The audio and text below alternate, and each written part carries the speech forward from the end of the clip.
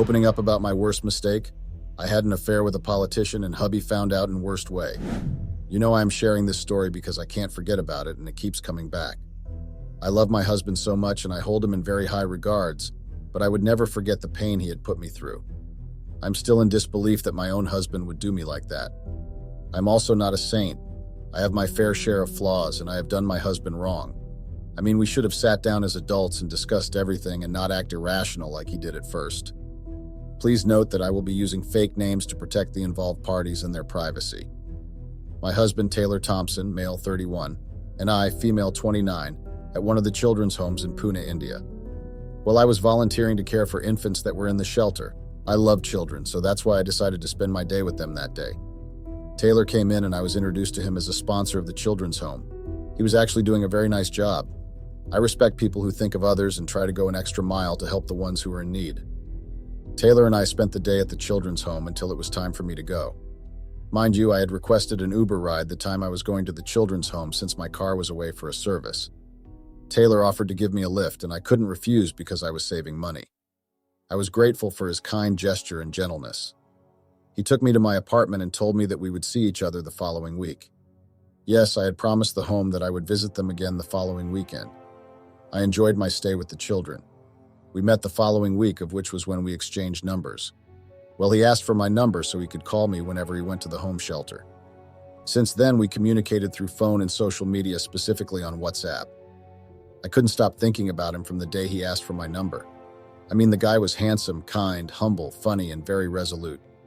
I respect men like him because they always go an extra mile to love, care, and protect the ones who cannot defend themselves. He was the voice of the voiceless. Since then, we became friends. There's a lot that we had in common. Our goals and objectives clicked, you know. The energies and personalities clicked. Sometimes I would go to the home shelter hoping to see him, but sometimes I wouldn't see him, which was a bummer to me because I had hoped that he would show up. When I would ask him why he never came to the home shelter, he told me that he was busy at work but promised to visit the following weekend. A few months later, he asked to take me out on a date. He was so blunt and straightforward, and that added to the boxes that I was ticking about him. We went on that date, and it was truly amazing. One thing about Taylor was that he had a great sense of humor. He knew how to show his true emotions, and he would communicate with what was bothering him or made him happy. He shared everything. I even doubted that the guy actually had secrets because of the way he was open. We started dating 3 months into our friendship, and it was truly a bliss. He would spoil me even if I didn't need anything. He would just randomly tell me to wear something nice and we would go out. I was the happiest woman on earth. I was treated like a queen and I didn't know how it felt to be loved and treated like a queen before I met Taylor. I would say that Taylor was my first love and first everything. He taught me a lot about relationships and I would Google some of the things that I couldn't ask him about dating and relationships.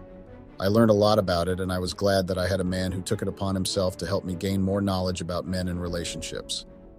I think 6 months, if not 7 to 9 months later, he proposed, and I immediately accepted his proposal. I said yes to the love of my life. 3 months later, we got married. It wasn't something big, just a few of his friends, colleagues, and our families. We had also invited a few of the staff members in the children's shelter. Taylor and I didn't stop visiting the children, and it would always be the funniest thing I had ever done and experienced. The fact that Taylor respected the relationship rules of honesty and respect. Well, I grew up in a foster home, so I don't really know if my parents are still alive or not. And it always saddens me that I had grown up in a foster home without any trace or names of my parents. It's like they had never existed, you know. But life has to move on, right? And besides, we can't always worry ourselves about people who never bothered to look for us, who actually forgot that they had or have children. That is why I always go and visit the children's center to offer my help. It's because I knew how it's like to have nobody and staying and growing up with total strangers.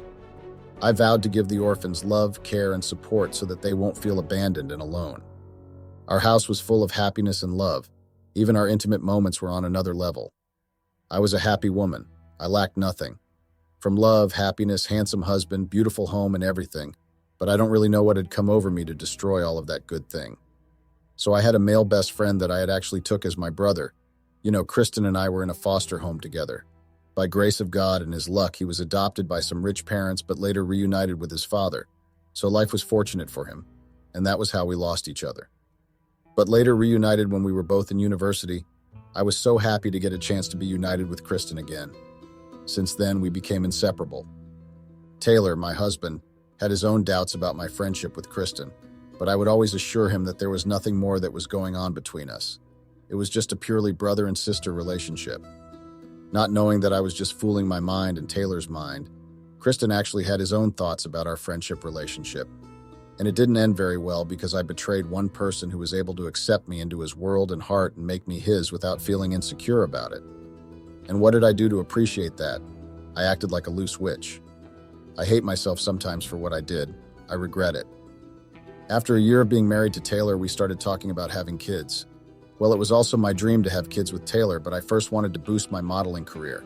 So I asked if we would wait a little because at that time I had entered for Miss India competition. He had his career and life all figured out, and I also wanted that, you know. He had already had a legacy and inheritance, but I didn't. And when I told him my reason to that, he got angry, of which confused me because despite that, he wanted to start a family. And I wanted that too. But he didn't understand my reasons of wanting to wait maybe another year of starting a family. And I didn't understand why. I mean, what was the rush? It wasn't like I would be in the competition forever, you know.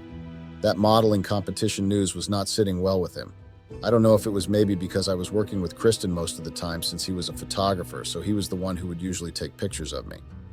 I tried reasoning with him that modeling was what I love. It had started as more of a hobby, and I started loving it to a point that I had even thought of pursuing a career in the industry.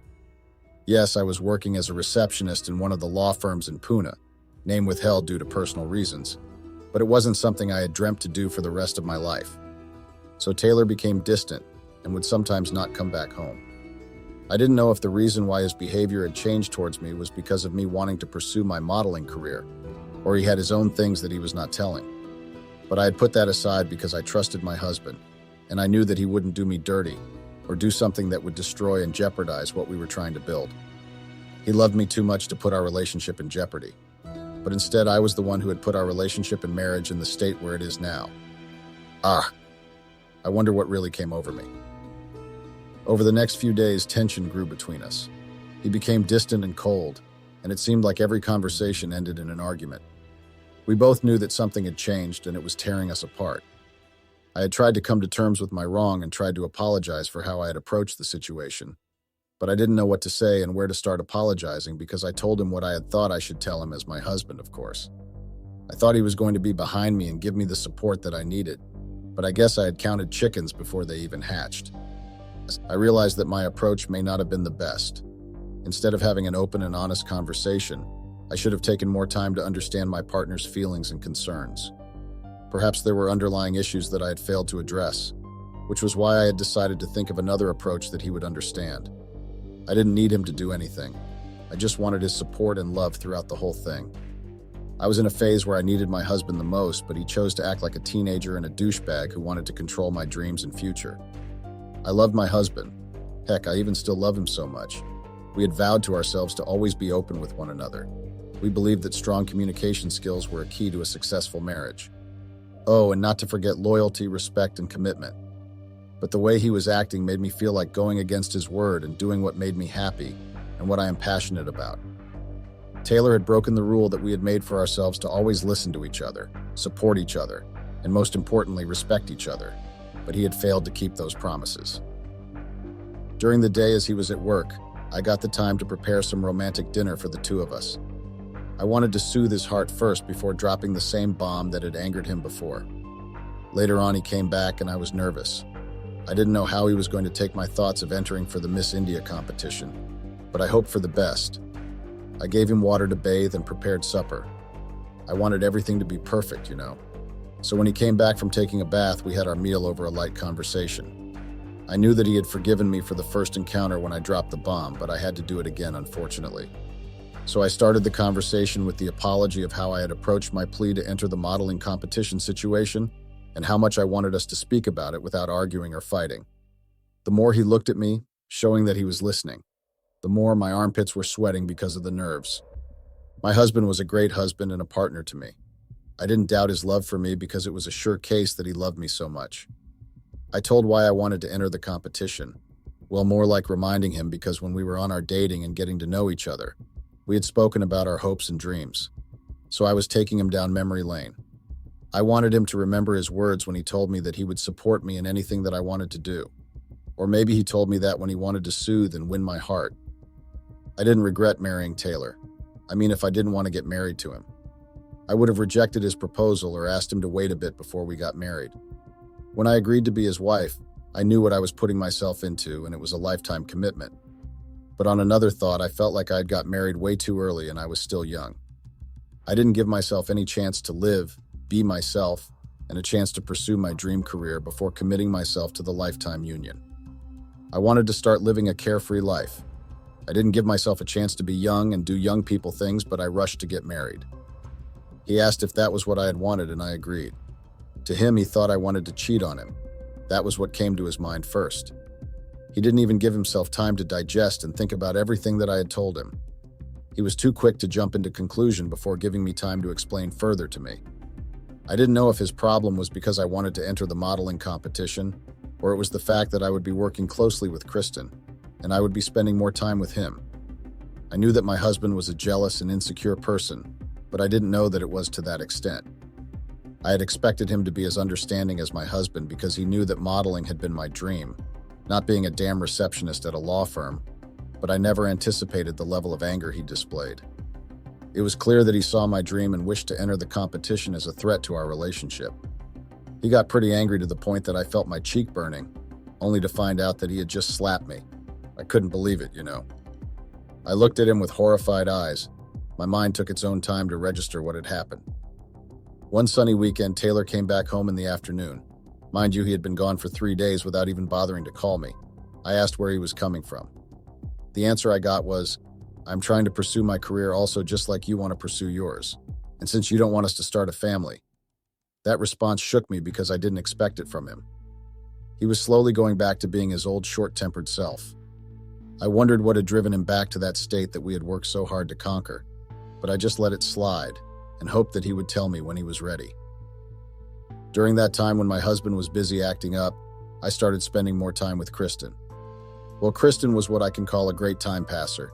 He helped me pass time when my husband was super distant from me in our marriage. I was going through a lot, you know. I knew my husband loved me, but his behavior was stressing me out to a point that I would even find myself venting in Kristen. I know it was wrong of me to just put my marital problems out there or share them with a friend or an outsider, but I needed someone to vent to, and Kristen was there and available. Time passed, and I continued spending more time with Kristen up until Taylor saw that I was no longer staying at home for long. He figured that I was spending time with Kristen, so he asked why I was spending more time with Kristen. And the stupid Casey, myself, lied and told him that Kristen and I were preparing for the Miss India competition. So that was why I had been with Kristen most of the time as my photographer, of course. I knew he didn't believe me, but there was no evidence that showed that there was something going on between Kristen and I. But I knew that there was actually something going on between Kristen and me. I just couldn't tell my insecure and short-tempered husband that during the time when he was an absent husband to me. I had found solace in Kristen because he was there to listen to my venting sessions, and he was what I can call a shoulder to cry on. Time passed, and I continued with entering the competition with Kristen's help, of course.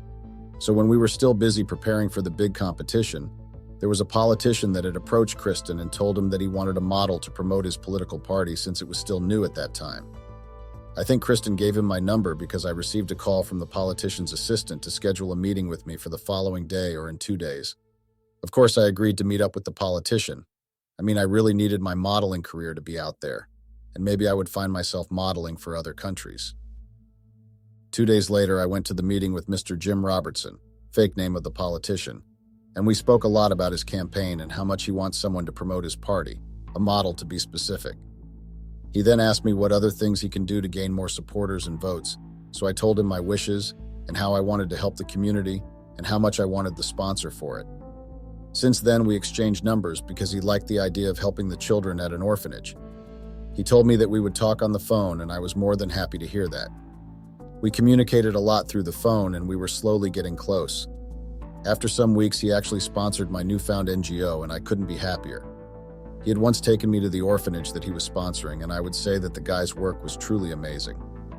One thing I loved about Jim was that he was so down to earth. The things he was doing for the people, he was doing them because he loved doing them, and he wasn't a social media person. So whatever that he was doing, yes, he was taking pictures with the children and their helpers or nurses, but you would never find even one picture of what he is doing on social media. He made me believe that if you want to help someone, make sure you help them with an open and cleansed heart. Never try and help someone, then take pictures of what you did and flaunt it all over the internet. I was really moved by his humbleness and determination to help others. Months later, we had become close. He was a good advisor. Whenever I would be either confused or in need of some guidance and advice, I knew that he was available for me no matter what. I knew that I had someone I could trust and be free to talk to him about anything, whether it was bothering me or making me happy. He used to help me brainstorm some problem-solving techniques for my NGO, and I really loved every minute that I would spend with him. You know when someone knows the real you within a few months of knowing each other? That was Jim. He knew me from inside and outside. The campaign was going well, and we were slowly but surely getting more supporters. Even though the campaigns had put my friendship with Kristen in a tough situation, while on the other hand, my husband was just, I don't know how I can explain it, but my marriage was slowly hanging on a very high cliff. My conversations with Jim were flowing. It was like we had known each other for a very long time. We had chemistry, you know. The connection was there. Well, time passed, Jim and I were getting too close. Even a small child could see that something was happening between us. Most of the time, we would do some video calls. Well, not just normal video calls, but those nasty and freaky video calls. I had thought that that man was just for me. Jim and I had the same desires, and we connected in a way that I can't even explain. Weeks passed. Jim and I had privately met twice, and to say I was taken by the guy's action would be an understatement. He was on top of this world. I'm not saying my husband didn't have action, but he was always busy or grumpy about the campaign that I was running for the politician, and I was not getting anything from him anymore except for his money and few kisses here and there, but it was seriously boring. I needed some intimacy, someone who would be able to take me to another planet and make me see the ninth cloud. Since Taylor wasn't there to help me with my desires, I used Jim for my satisfactions, just like the way he was using me for his campaign. The guy made sure that I was overly satisfied and I had reached my climax. That's how our affair started. Well, we started calling our thing an affair when we had seen each other for the third time, and both of us couldn't get enough of each other. I was so much into the moment to the point that I even lived a double life. I loved my husband a lot, but I loved what Jim was doing to me more. I'd been living a double life, sneaking around behind my husband's back with a man named Jim. Their affair had been going on for months, hidden beneath layers of lies and deceit. I knew that if Taylor was to find out, a lot would be destroyed and lost. I know what I did was really a selfish and greedy move, but my affair with Jim was only for intimacy and nothing more. Yes, there were feelings involved, but I couldn't love him just like I loved my husband. Jim and I, the way we were so careless, we didn't even think of the consequences of our actions. We were just caught in our own bubble of being intimate. I really loved how Jim was making me feel worthy of his time and attention. I know that Taylor was always at work because he wanted us to have a good life, and so that he would be able to take care of me without any struggles. My husband had been a boring bun, and it really affected our marriage because besides the fact that he was always absent, but the worst thing that had strained our marriage was the fact that he couldn't support me in my dreams. I had to get that support from other people. So one fateful day, as Eric and I were strolling through the park, we had just finished with the campaign photo shoot, so Jim had asked me to have lunch with him at the park. While we were lost in our own little world after we had our picnic lunch date kind of thing, we failed to notice my husband, Taylor, approaching from the opposite direction. As we turned a corner, there he was, standing right in front of us, his expression a mix of shock and betrayal. The shock on his face quickly turned into anger as he confronted us, feeling betrayed and hurt by my actions. The way he was so angry, well, even angry is a small word. He was enraged and unable to control his emotions. He lashed out at my affair, the politician, Jim, resulting in a physical altercation that left us all shaken and embarrassed. I didn't know what to do nor say. I knew that if I were to say something, I would say something wrong and it would anger him more. I tried separating him from Jim because he was attacking Jim and was hurting him so bad. People were looking at us like they were given a free show. It was so humiliating if you ask me. Taylor was so heartless, and the way he was angry, he wasn't stoppable. I tried to take him away from Jim, but he was just strong to a point that I even gained myself a fist unintentionally. When people saw that Taylor was doing too much to a guy, they interfered and separated Taylor from Jim. Jim was also fighting back, but Taylor was overpowering him. I didn't know the kind of power that Taylor had that day. I tried talking to him and told him that it wasn't what it looked like, every guilty person's statement, but he just glanced at me and told me that I would find him at home. Some people were even taking pictures and videos. It was just a mess. After the chaotic scene, we all went our separate ways, but the tension and guilt weighed heavily on my mind as I made my way back home. My mind kept wondering what was waiting for me at home, and I was kind of scared to go back home, especially when Taylor was still angry. As much as I was really scared to face Taylor, but I knew that I had to somehow, so I would get over it and move on. I had a hope that he would believe my lie and forgive me. I didn't want to lose my husband just because of a fling and desires, but I guess sometimes hopes are only meant to stay as hopes. As I entered our empty house, the reality of what had just transpired hit me like a ton of bricks. When I got home, I couldn't believe my eyes. I was met by smoke that was coming from the car garage. I really thought that maybe Taylor had done something to himself, so I rushed to where the smoke was coming from. When I reached the garage, I saw Taylor holding all my new clothes. Well, the clothes that were bought by his money, he was actually setting them on fire. I tried asking him to stop and somehow tried to take them off him, but he just slapped me and told me to go inside and take all my old rags and go out of his house. I couldn't believe what Taylor was really doing. Sure, I had done him wrong in the worst way possible, and what I did was really unforgivable, but he didn't have a right to do what he did. He may have attacked Jim, but he wasn't supposed to burn my clothes just because they were bought with his money. And to think that was not the worst thing that he had done. I really thought burning my clothes would be enough for him to satisfy his angry heart. Little did I know that the man of the house would actually do something bigger and more heartless than just burning my clothes. Okay, clothes are replaceable, but what he did while I was packing all my belongings, he took all my bank cards and broke them all into pieces. I also got angry because as much as I shouldn't have done what I did with Jim, but he was the main reason why I found myself lying in another man's chest. We argued a lot that day to a point that I even got physical with him. He was trying by all means to shield himself, but I was also in mixed emotions. I was angry, but at the same time I was truly heartbroken. So I took anything that was before me and threw it in him while throwing tantrums also, not caring if it hurts him or not.